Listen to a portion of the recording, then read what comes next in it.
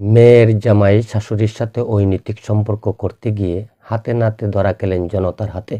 জনতা উত্তম মধ্যম দিয়ে পুলিশে সুপর্দ করলেন। হ্যাঁ সুপ্রিয় দর্শক, শুনতে খারাপ লাগলেও ঘটনাটি সত্য। আপনারা ভিডিওর স্ক্রিনে দেখতে পাচ্ছেন সেই শাশুড়ির ছবিটি। সেই শাশুড়ির নাম হলো কাজল বেগম। আরেকটি ছেলের ছবি আপনারা দেখতে পাচ্ছেন, তারই মেয়ের জামাই সারোয়ার হোসেন আশিক। অত্যন্ত চাঞ্চল্যকর সেই ঘটনাটি ঘটেছে গত শুক্রবার দিন। দীর্ঘ 4 বছর ধরে সেই জামাই এবং শাশুড়ির মাঝে অবৈধ সম্পর্ক চলছিল। এই শাশুড়ি কাজল বেগম তার মেয়েকে প্রথমত বিয়ে দিয়েছিলেন অন্য একটি জায়গাতে। সংসারে টুকিটাকি ঝামেলার কারণে একটি সুযোগ বুঝে সেই শাশুড়ি কাজল বেগম তারই মেয়েকে ডিভোর্স করে বাড়িতে নিয়ে আসেন। নিয়ে আসার এক পর্যায়ে সেই পরকীয়া প্রেমিক সারোয়ার হোসেন আশিকের সাথে ওই মেয়েকে বিয়ে দেন।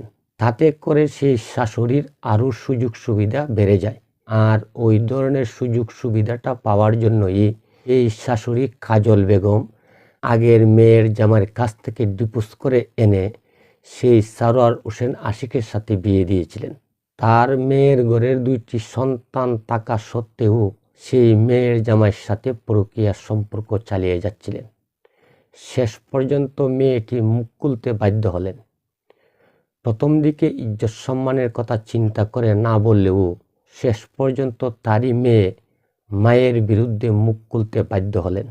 এলাকাবাসীকে সেই মেয়ে বিষয়টি জানালেন।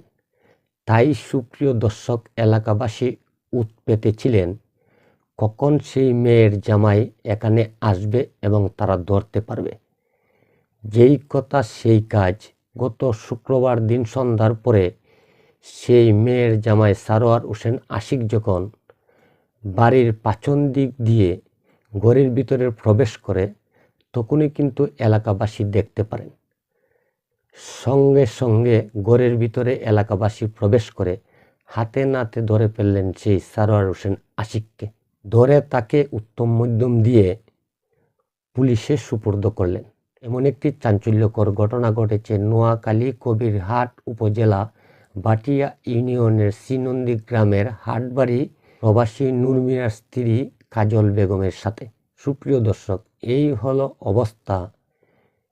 জামাই শাশুড়ি অবৈধ সম্পর্ক।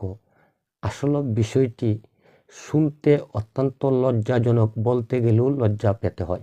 ওই ধরনের নারীদের জন্য আজ সমাজ কলঙ্কিত, সমাজ নষ্ট হয়ে যাচ্ছে। তাই আপনাদের মূল্যবান মতামতটি অবশ্যই কমেন্ট বক্সের মাধ্যমে জানাবেন। ওই কথাটি বলে আমি আমার ভিডিও থেকে এখানে বিদায় নিচ্ছি। সকলেই ভালো থাকুন, সুস্থ থাকুন। আসসালামু আলাইকুম।